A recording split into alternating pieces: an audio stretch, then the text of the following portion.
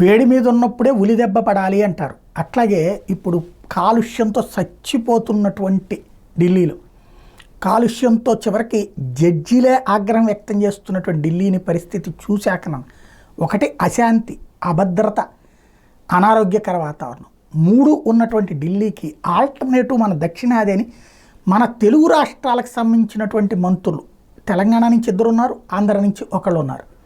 అక్కడ కిషన్ రెడ్డి, బండి సంజయ్, ఇక్కడ శ్రీనివాస్ వర్మ, 3 కూర్చుని ఎందుకు మాట్లాడుకోకూడదు? అవసరమైతే తమిళనాడుకి సంబంధించిన మంత్రుల్ని, కర్ణాటకకు సంబంధించిన మంత్రులు తీసుకొచ్చి, అయ్యా తమిళనాడు, కర్ణాటక, ఆంధ్ర, తెలంగాణ ఈ 4 రాష్ట్రాలు, ఎందుకంటే కేరళ అంటే ఆమూలక పోతుంది, ఈ 4 రాష్ట్రాల మధ్యలో ఎక్కడైనా పెట్టండి అయ్యా రాజధాని. ఏదైతే 2వ రాజధాని కావాలి, ఒకటి మాకు వెసులుబాటు ఉంటుంది, మీకు వెసులుబాటు ఉంటుంది. ఇప్పుడు రాష్ట్రపతి భవనం హైదరాబాద్లో కూడా ఉంది కదా, ఎందుకుంది? ఆ రోజునే నిర్ణయం తీసుకున్నారు కదా, భద్రతా కారణాల రీత్యా, భవిష్యత్ రీత్యా అని. ఆ విషయాన్ని గుర్తు చేస్తే ఇక్కడ భారతీయ జనతా పార్టీకి లైఫ్ ఉంటుంది, అదే సందర్భంలో పబ్లిక్కి ఉపయోగం ఉంటుంది.